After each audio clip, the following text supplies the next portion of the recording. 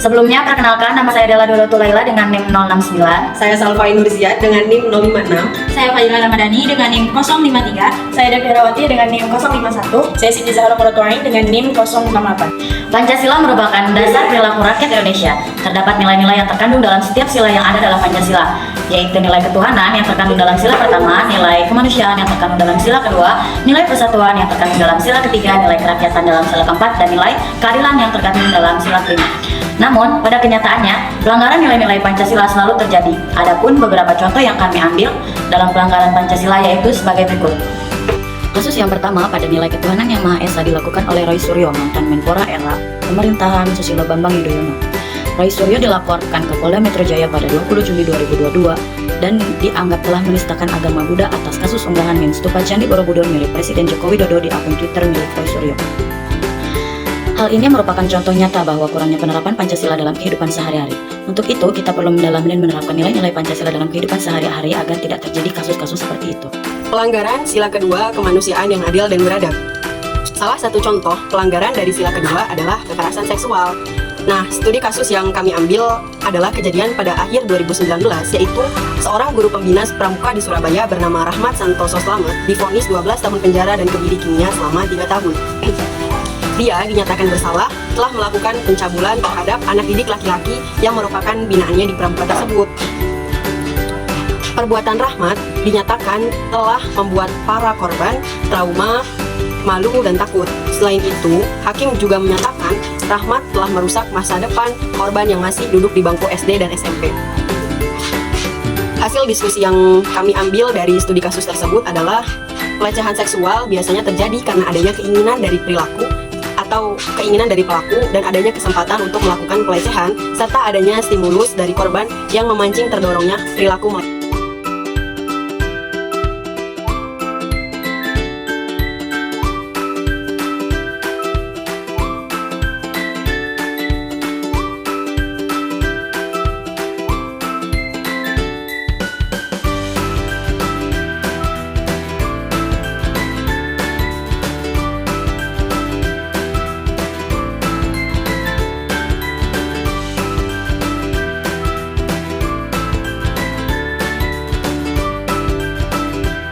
Berbunyi Persatuan Indonesia yang mengandung arti makna kesatuan dan kesatuan rakyat Indonesia untuk membina rasa nasionalisme dan mengutamakan kesatuan seluruh Indonesia, menghargai agama, suku, budaya, dan ras, juga rela berkorban untuk negara dan bangsa.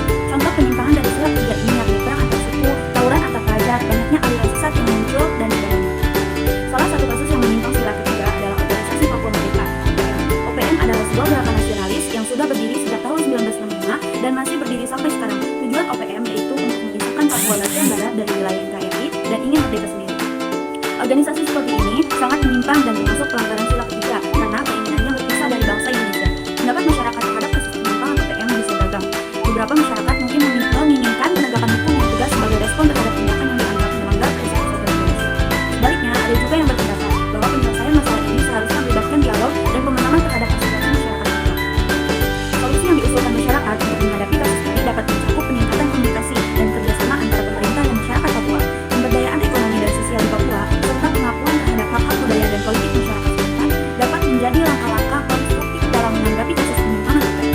Peningkatan transparansi, keadilan, dan inklusivitas dalam pengambilan keputusan juga dapat membantu meredakan ketegangan dan membangun kepercayaan antara pihak-pihak yang terlibat. Di sini saya akan menjelaskan tentang pelanggaran sila keempat Pancasila. Kasus adanya skenario dengan memanipulasi data hasil pemilihan umum. Analisis kasus pemilihan umum atau yang biasa kita sebut saja dengan pemilu merupakan suatu metode pengambilan keputusan untuk pengaturan wakil rakyat yang telah dipilih langsung oleh rakyat. Didasari UUD 1945 pasal 22E. Dijelaskan saya mengenai mekanisme dan asas-asas yang ada dalam pemilu. Asas-asas tersebut yaitu langsung, umum, bebas, rahasia, jujur, dan adil. Tapi dalam pelaksanaannya ditemukan beberapa kasus yang menodai UUD dan sila keempat Pancasila.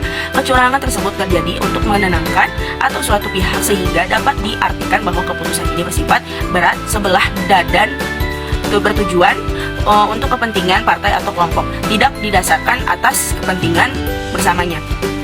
Kemufakatan.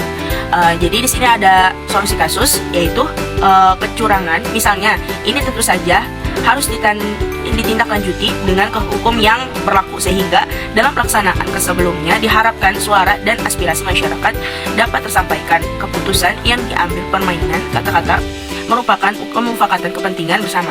Jadi menurut saya, kalau misalkan emang dalam pemilu itu, contoh dalam hasil pemilu presiden ada dalam kecurangan, yang melakukan kecurangan itu jangan dikasih kesempatan kembali, karena kan kita memilih presiden yang jujur. Kalau dalam pemilu saja dia sudah curang, bagaimana dia nanti akan menjadi presiden, apalagi dijadikan pilihan untuk masyarakat. Sekian. Selanjutnya itu pelanggaran sila kelima pada Pancasila. Di sini kelompok kami mengambil kasus diskriminasi pasien pengguna BPJS, di mana pasien pengguna BPJS cenderung diabaikan dan seringkali diperlakukan kurang baik, sedangkan pasien non BPJS diperlakukan dengan penuh rasa hormat dan istimewa. Menurut pendapat saya, seharusnya tidak ada perbedaan terkait penanganan pasien BPJS maupun non BPJS, karena tugas dari rumah sakit itu sendiri menangani ataupun mengobati pasien yang membutuhkan pertolongan, seperti yang tercantum pada pasal 4 UU nomor 23 tahun 1992 tentang kesehatan yang berbunyi, setiap orang mempunyai benar yang sama dalam memperoleh derajat kesehatan yang optimal.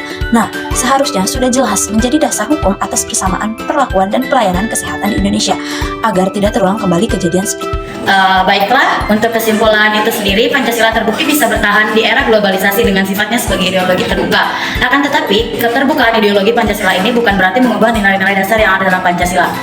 Agar nilai Pancasila tidak luntur, hendaknya kita selalu bertakwa pada Tuhan Yang Maha Esa, memiliki sikap toleransi dan bergotong royong satu sama lainnya, agar kita selalu menjaga kerukunan, keharmonisan, persatuan dan kesatuan yang ada di Indonesia. Sekian presentasi dari kelompok kami, kurang lebihnya mohon maaf. Wassalamualaikum warahmatullahi wabarakatuh.